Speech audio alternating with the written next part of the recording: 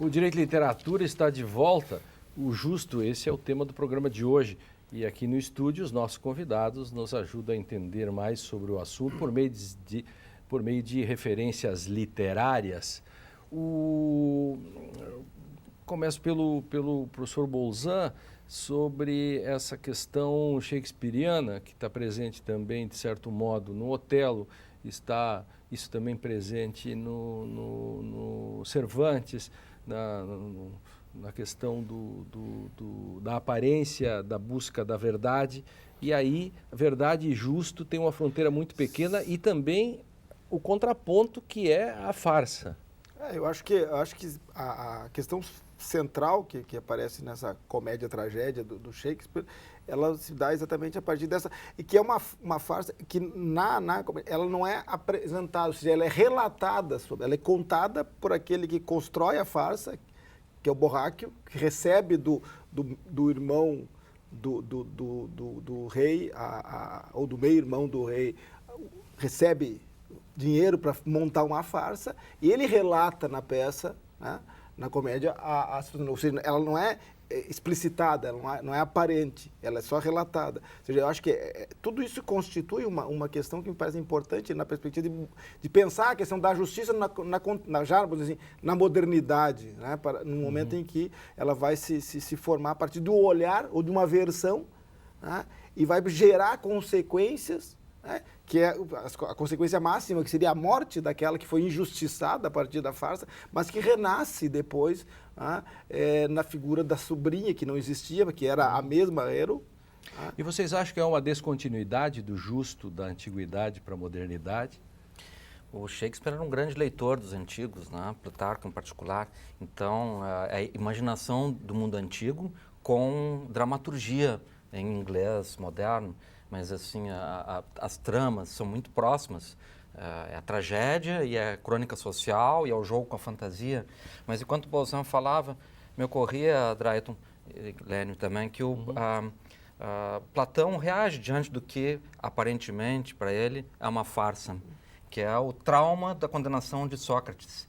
Quer dizer, a prática do direito na polis, na cidade de Atenas, onde ele era um bem-nascido, um eupátrida, na sua juventude, no fim da sua juventude, quando ele tinha 28 anos, resultou na morte do seu herói, do seu ídolo, guru da sua obra.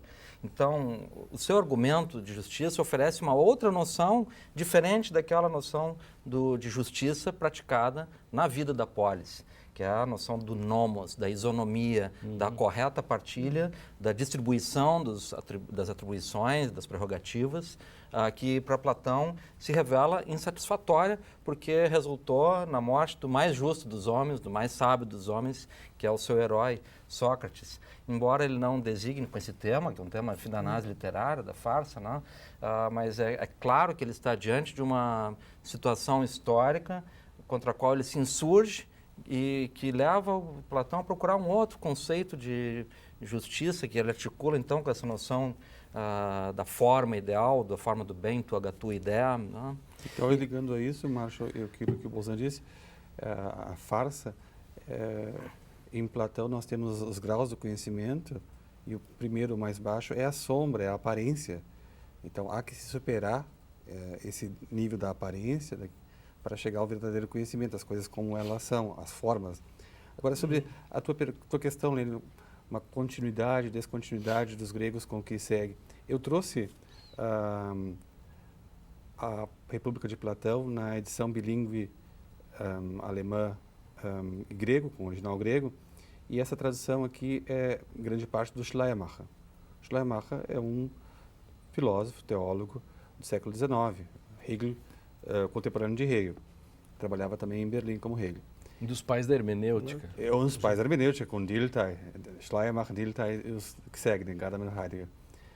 E um autor alemão chamado Vittorio Hösle disse o seguinte: é interessante ler Platão na edição do Schleiermacher e não numa edição mais contemporânea, mais adaptada, mais dada à linguagem de hoje, para que nós tenhamos presente a distância que nos separa de um autor grego. Então, de alguma forma, os gregos são nos contemporâneos. Max Scheler, naquela belíssima obra A Posição do Ser Humano no Mundo, no Cosmos, ele diz que nós somos gregos, nolens volens, querendo ou não querendo, somos gregos, somos herdeiros da tradição judaico-cristã e da técnica. Mas nós também temos que ter presente, o Márcio já fez isso em algumas palestras que eu assisti, uma certa distância em certos conceitos que nós usamos de modo unívoco. Então, uma tradição que parece um pouco mais antiga faz nos lembrar que Platão é um autor da antiguidade. Por isso que o Heidegger, quando vai falar sobre Anaximandro, a sentença vai mostrar exatamente porque ali ainda não... Ela aparece na sua originariedade, que não tem... Guarda-se toda essa distância e não tem a contaminação... Que veio posteriormente. Que veio posteriormente, né? Essa é a ideia. Mas você falava na isonomia, volto ao Bolzan, a questão do nomos, isonomia, e que a democracia contemporaneamente, a distribuição da justiça se dá, digamos, nesta questão entre igualdade e liberdade. E autores como Dworkin, por exemplo, vão dizer que entre a liberdade e a igualdade você fica com a igualdade.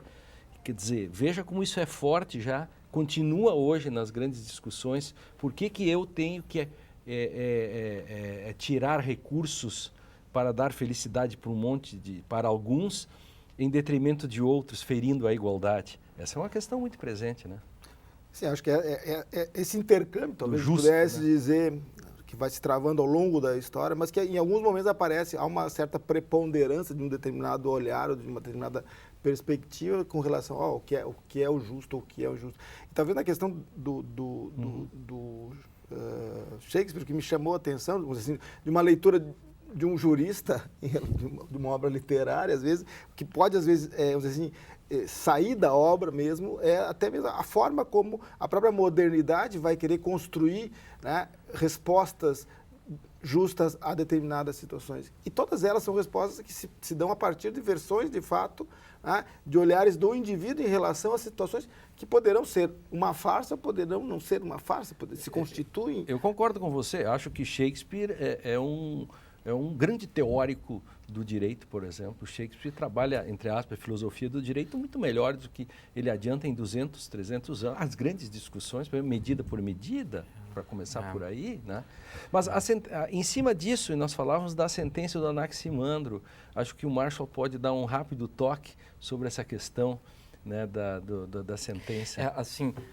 O Exildo ainda tem que nos oferecer para esse debate. Claro, o Anaximandro é um grau avante, porque ali, pela primeira vez, na reflexão sobre o direito, entra a questão da reciprocidade, né? Então, há um jogo entre os recíprocos, né? Que confere pelo desgaste, pela ação erosiva. Então, há uma ação física, de atrito mesmo, né? Que é uma bela imagem do jogo social em que o direito se dá, e que conferem justiça uns aos outros. A leitura do Heidegger é extraordinária, porque ela ajuda a restaurar naquela sentença, que é muito concisa, né? Concisa. Essa dimensão que ela tem de exprimir o litígio, o jogo social, produzindo o critério do direito. E o direito, na Grécia, ele foi um parto social uma dificuldade imensa. A Grécia foi sacudida por guerra civil, estases, luta de facções, mercenários, rachas intra-aristocráticos, deserções, emigrações. A Grécia do século VIII ao final do século VI é um pandemônio de conflagração social. E nisso a disputa sobre, afinal de contas, qual a medida a ser pactuada. Então, Lênin e amigos, há, por um lado, esse grau ideal do conceito, que filia a autoridade de Zeus, e, portanto, uma noção de prosperidade do mundo, mas também há a denúncia do que não é a justiça. E que não é dito como adiquia, o injusto. Não, são conceitos mais fortes, que é o conceito de bias, violência, ou hybris, excesso. E aí está um termo do vocabulário social que nos faz muita falta no vocabulário da democracia contemporânea, que é essa percepção do excesso.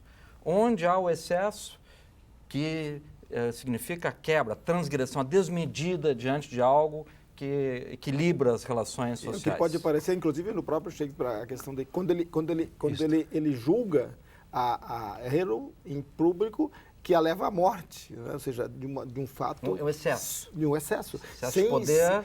E que gera, na sequência, gera a própria culpa, onde ele acaba aceitando desposar a sobrinha sem conhecer a sobrinha, que seria a sobrinha do rei, que na realidade é a própria Hero. O Shakespeare adianta em 30 anos, por exemplo, a própria discussão debate, do Hobbes. E o debate freudiano também. No Mercador. Pois é, nós vamos retomar isso, a questão do pacto, da convenção. Isso.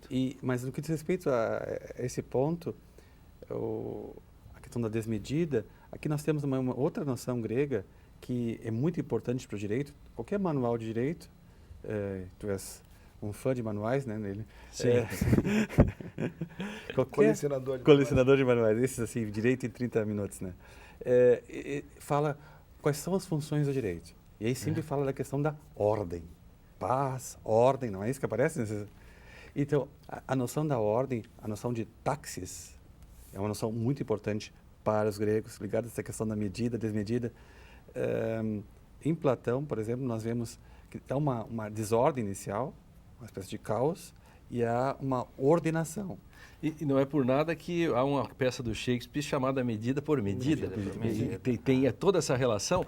Eu tenho que chamar o intervalo, eu só queria antes dar uma dica do livro que eu trouxe, que é o do Michael Kohlhaas, que é um personagem alemão do Heinrich von Kleist. É um livro escrito em 1810 sobre uma saga de um mercador de cavalos que vai em busca da justiça e atravessa toda a Alemanha. É algo absolutamente tocante, tão épico, que agora em 2014 vai sair um filme, e vai estrear um filme tratando da saga do nosso Michael Kohlhaas, né? Que é uma saga em busca do justo e da justiça.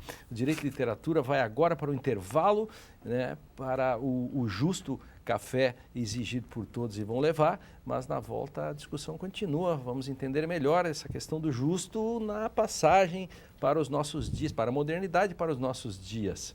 Fique conosco, não saia daí.